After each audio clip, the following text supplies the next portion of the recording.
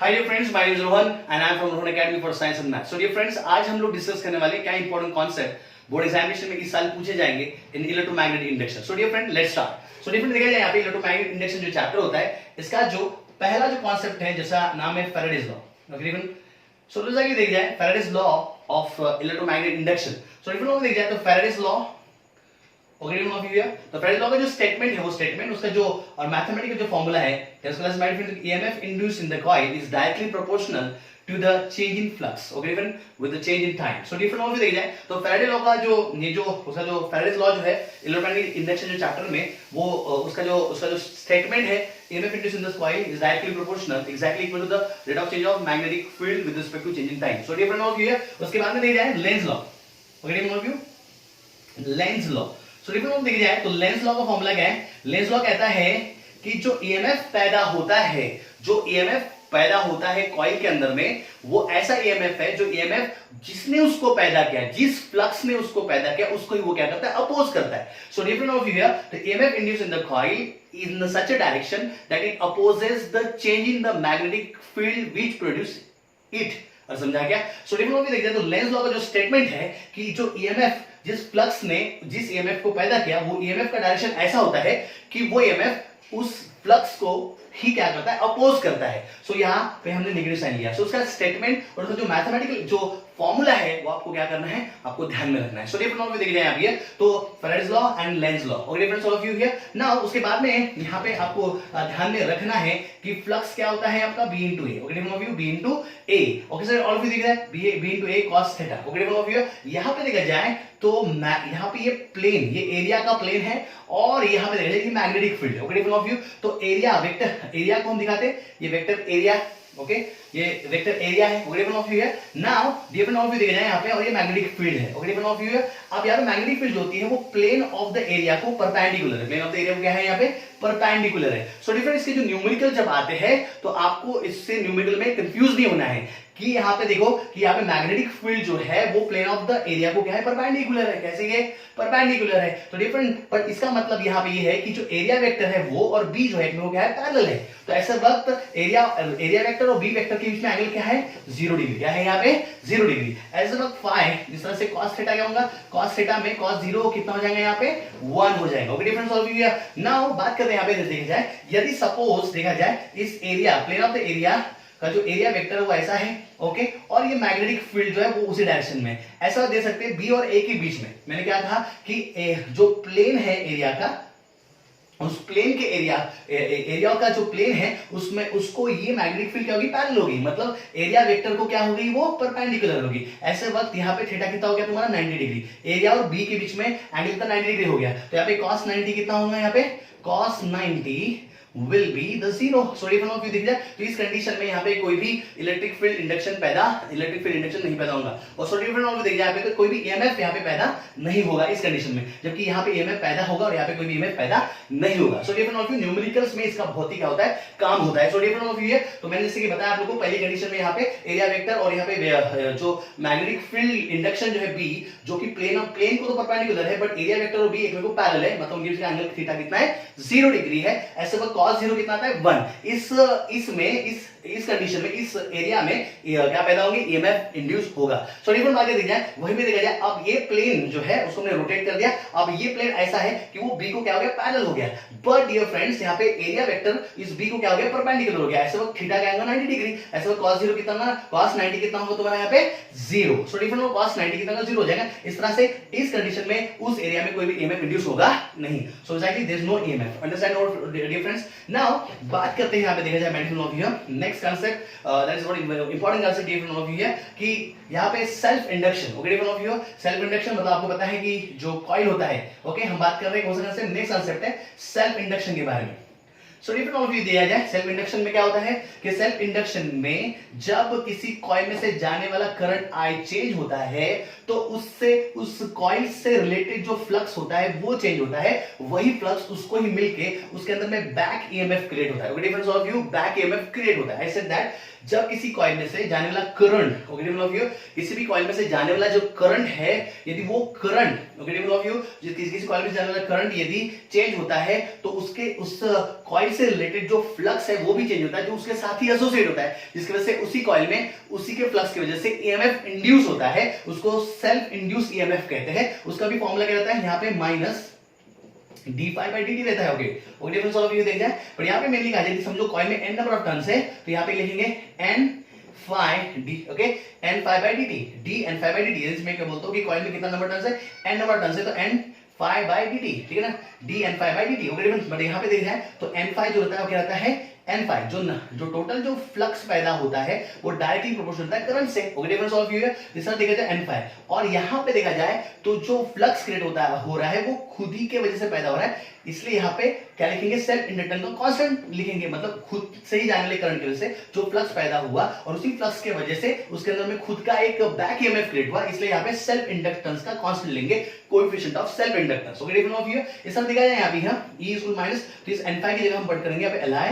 Okay difference of view here, अब यहाँ पे L क्या निकलेंगे यहाँ पे कांस्टेंट हो जाएगा तुम्हारा di by dt। So difference of view देखिए यहाँ पे, अब यहाँ पे से मैग्नीट्यूड ले रहे हैं, मैग्नीट्यूड को मॉड लेंगे यहाँ पे, तो यहाँ पे हो जाएगा L di by dt। So difference of view self inductance L, यहाँ पे mod of E, okay di by dt।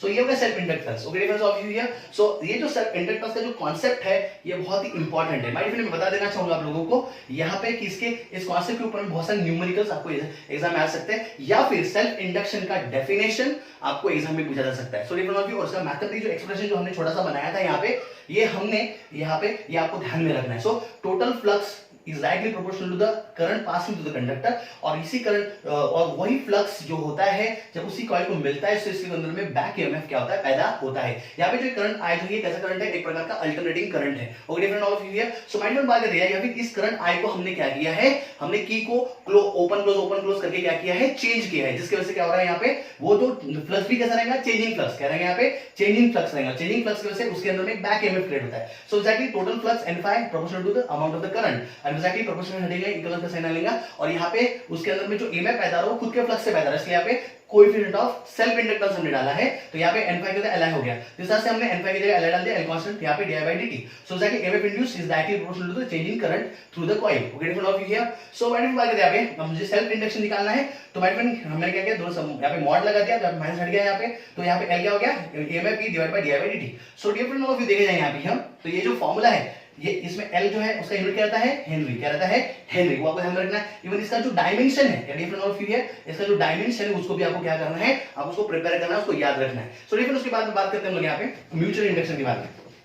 So different of view देखिए यहाँ पे, तो यहाँ पे दो कॉइल है यहाँ पे। ओके डिफरेंस, ये दो कॉइल है यहाँ पे, देख सकते हैं आप लोग, यहाँ पे दो कॉइल है यहाँ पे, इसमें से करंट जो है आ जा रहा है। ओके डिफरेंट ऑफ व्यू, इससे जो फ्लक्स क्रिएट होगा वो दूसरे कॉइल को मिल रहा है। सो एक्जेक्टली दूसरे कॉइल को जो टोटल मैं बोलता हूँ, समझो यहाँ पे टोटल जो नंबर ऑफ टर्न्स है n है, तो इस पहले इसमें से फर्स्ट कॉइल में से जाने वाले करंट की वजह से दूसरे कॉइल को मिलने वाला जो फ्लक्स रहेगा वो रहेगा n phi to 1, the flux 2 with respect to 1। इसमें जो EMF पैदा होगा वो क्या रहेगा, EMF रहेगा E2 रहेगा। Okay difference of view, but यहाँ पे जो फ्लक्स phi to 1 जो सेकेंडरी कॉइल को मिल रहा है यहाँ पे, वो just because of current through the primary coil. Okay difference of view, तो ये प्राइमरी कॉइल में से जो करंट जा रहा है इसके चेंज होने की वजह से, या फिर उसमें से पास होने की वजह से जो करंट जो फ्लक्स पैदा हो रहा है, वो टोटल फ्लक्स इस कॉइल जो मिल रहा है n phi to 1। Okay difference of view, जिसकी वजह से उसके अंदर में EMF क्या पैदा हो रहा है, E2। Okay difference of view, तो एक के करंट की वजह से पैदा होने वाला फ्लक्स जब दूसरे कॉइल को मिलता है, उसके वजह से जो ईएमएफ क्रिएट होता है उसको कहते हैं mutual induction. So different of view, तो E2 प्रोपोर्शनल रहेगा यहाँ पे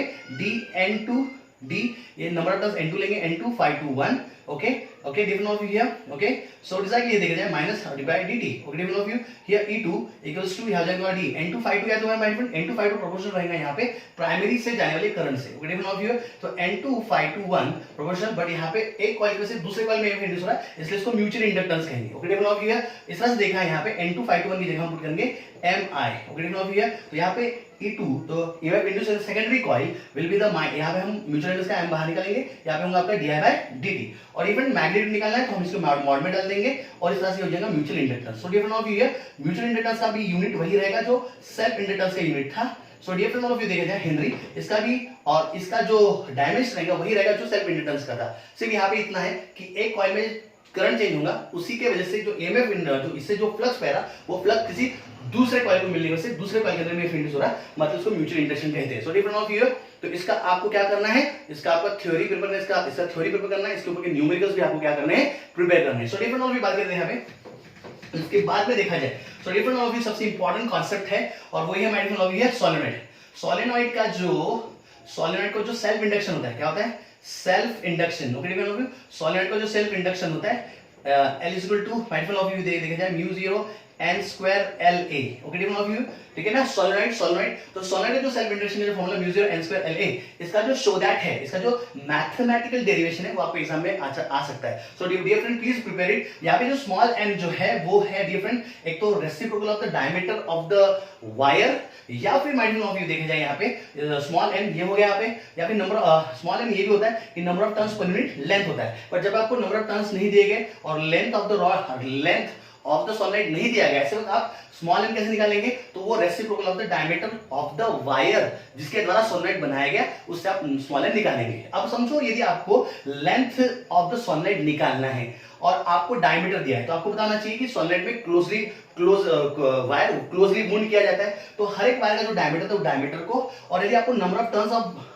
टर्न्स दिए हैं सोलेनॉइड के तो diameter of wire and number of turns of the coil दिया है, इससे आप क्या निकाल सकते हैं? Total length of the solenoid निकाल सकते हैं। So dear friend of view तो ये हो गया सेल्फ इंडक्शन ऑफ सोलेनॉइड। इसका जो मैथमेटिकल डेरिवेशन उसको प्रिपेयर करना है, इसकी न्यूमेरिकल्स भी आपको प्रिपेयर करना है। कुछ इंपॉर्टेंट टर्म्स थे जैसे स्मॉल n क्या आता है? Number of turns per unit length.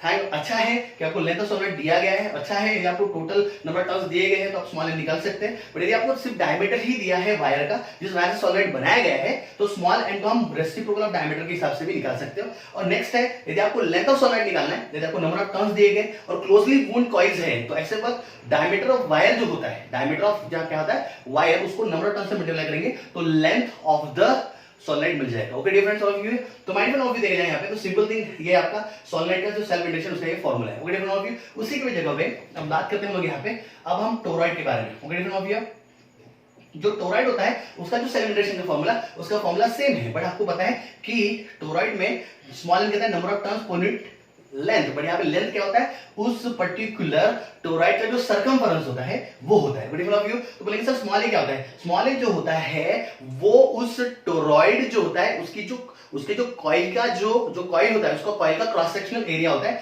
जिसका हम रेडियस देखेंगे स्मॉल आर से उसका रेडियस दिखाएंगे। कैसे? तो देखेंगे, देखो ये हो गया आपका एक जिसका हम सर्कमफरेंस ले रहे हैं वो हो गया ये इमेजिनरी एक्सिस है। डिफरेंस ऑफ व्यू है ये आपका क्या है? ये आपका टोरॉइड है। ओके डिफरेंस ऑफ व्यू तो टोरॉइड का ये सेंटर है और ये जो इमेजिनरी जो हमने यहाँ पे जो लाइन यहाँ पे निकाली है इस टोरॉइड के अंदर से, ये टोरॉइड का एक्सिस है। तो टोरॉइड का जो एक्सिस है तो ये मेन जो बड़ा जो सर्कल है उसका रेडियस कैपिटल आर है और यहाँ पे जो छोटा सर्कल आपको दिख रहा है इसका रेडियस बेटा स्मॉल आर है। सो डिफरेंस ऑफ व्यू तो area of cross section pi R square जो कि स्मॉल इस कॉइल का जो रेडियस है वो है, जबकि पूरे टोरॉइड का जो बड़ा वाला सर्कल है उसका रेडियस है capital R. So difference of view तो ये बात आपको ध्यान में रखना है, दोनों के फॉर्मूले सेम है, सिर्फ कुछ स्लाइट डिफरेंसेस है। इसका डेरिवेशन आपको लर्न करना है, उसका फॉर्मूला और डिफरेंस ऑफ व्यू नाउ ये देखे जाए तो आपको बता देना चाहूंगा कि जो इंडक्टर होता है, जो आपका जो सोलेनॉइड होता है तो या जो इंडक्टर होता है डिफरेंस ऑफ व्यू तो इंडक्टर में क्या पैदा होती है? इंडक्टर में मैग्नेटिक फील्ड यहाँ पे क्या होती है? डिफरेंस क्रिएट होती है। तो इस मैग्नेटिक फील्ड के फॉर्म में इंडक्टर है, इस इंडक्टर में मैग्नेटिक फील्ड के फॉर्म में ये इस इंडक्टर में से जब करंट जाता है तो क्या होता है कि यहाँ पे मैग्नेटिक फील्ड पैदा होती है। मैग्नेटिक फील्ड क्या होती है? पैदा होती है। तो मैग्नेटिक फील्ड के फॉर्म में जो एनर्जी स्टोर होती है उसका फॉर्मूला क्या होता है? हाफ Li स्क्वायर, जहाँ पे L जो है सेल्फ इंडक्टेंस है इस कॉइल का, ये इंडक्टर है, ये कॉइल है ना, ये इंडक्टर है। इस इंडक्टर में से जब करंट आया जा रहा है तो इस इंडक्टर के अराउंड में क्या बनती है? मैग्नेटिक फील्ड बनती है। तो जो मैग्नेटिक फील्ड के फॉर्म में जो एनर्जी स्टोर होती है, ठीक है ना, U मैग्नेटिक फील्ड के फॉर्म में जो एनर्जी स्टोर होती है UM is given by half Li square. Dear friend ये बहुत ही इंपॉर्टेंट कांसेप्ट है, इसके ऊपर में न्यूमेरिकल आने के पूरे चांसेस है। So dear friend of you here इसको आपको प्रिपेयर करना है for the numerical dear friends. Okay ना माय डियर फ्रेंड बात करते देखा जाए यहाँ पे तो यहाँ पे ये हो गया आपका इंडक्टर का। तो डियर फ्रेंड्स बात करते हैं यहाँ पे देखिए so this are the sum. Okay initial में आपको फेराडेस का कॉइल मैग्नेट कह दिया है, आपको कॉइल मैग्नेट एक्सपेरिमेंट दिया है। तो डिफरेंट ये कॉइल मैग्नेट एक्सपेरिमेंट जो है तो थोड़ा बहुत आपको क्या कर लेना है? पढ़ लेना है। डिफरेंट पढ़ लेना है, ऐसे just read it. Okay difference और उसके बाद में फैराडे का और एक और एक एक्सपेरिमेंट है जिसमें कॉइल कॉइल एक्सपेरिमेंट है। तो माय डियर ऑफ यू ये देखा जाए तो ये कॉइल कॉइल एक्सपेरिमेंट को भी क्या कर लेना है आपको, मैंने कहा जस्ट पढ़ लेना है। इसके ऊपर में कोई थ्योरेटिकल क्वेश्चन तो वैसे नहीं आएगा, जो मोस्ट ऑफ इसके स्टार्टिंग में जो मैंने इंपॉर्टेंट क्वेश्चन कांसेप्ट बताए थे वही इंपॉर्टेंट है, बट ये कांसेप्ट को सिर्फ आपको थ्योरेटिकली पढ़ लेना है, इन एक्सपेरिमेंट्स को पढ़ लेना है। But friends of you I hope you understand, समझा क्या मैं कह रहा हूं। सो माय फ्रेंड उसके बाद में हम लास्ट में लेते हैं 10 क्लास में here last concept is called transform. क्या different of you, transformer. So different of you देखिए जाए तो ट्रांसफॉर्मर जो होता है आपको पता है ट्रांसफॉर्मर के दो टाइप होते हैं, स्टेप अप ओके है ना, step up and different of you देखा step down. So different of you इसकी पूरी थ्योरी लर्न मत करते बैठेगा, इसका सिर्फ ट्रांसफॉर्मर का फार्मूला है। कौन सा फार्मूला है माय फ्रेंड हियर, कि आपको पता है कि यहाँ पे क्या होती है, सेकंड यहाँ पे प्राइमरी कॉइल होती है, और आपको पता है यहाँ पे कौन सी कॉइल होती है, यहाँ पे सेकेंडरी कॉइल होती है। डिफरेंट ऑफ यू तो यहाँ पे ट्रांसफॉर्मर का फार्मूला है ES upon EP EMF into secondary coil okay. जैसे कि आपको पता है स्टेप अप क्या होता है, स्टेप अप क्या होता है, जब सेकेंडरी कॉइल ज्यादा बड़ी होती है as compare to primary coil, तो ऐसे वक्त सेकेंडरी कॉइल में जो EMF इंड्यूस होता है वो ज्यादा बड़ा रहता है as compare to primary okay. Different of you और जब मैं बोलता हूं कि सेकेंडरी के टर्न्स प्राइमरी से लेस है, ऐसे वक्त सेकेंडरी में पैदा होने वाला EMF जो था लेस रहता है as compare to primary okay. Difference of you so different of you दिए गए स्टेप अप और स्टेप डाउन का सिंपल डिफरेंस। अब इनका जो फार्मूला होता है, इनका जो रिलेशन है ES अपॉन EP और क्या होता है यहाँ पे NS upon NP different of you, इसके न्यूमेरिकल, इसको पूरा पढ़ते नहीं बैठना आपको थ्योरी, इसके न्यूमेरिकल आने का पूरा चांस है। So please prepare the numericals हो रहे, और ये फार्मूला जो मैं आपको बता रहा हूँ इसको आपको प्रिपेयर करना, लर्न कर लेना है ओके ऑफ यू। और यहाँ पे देखा जाए तो यहाँ पे होता है IP अपॉन क्या होता है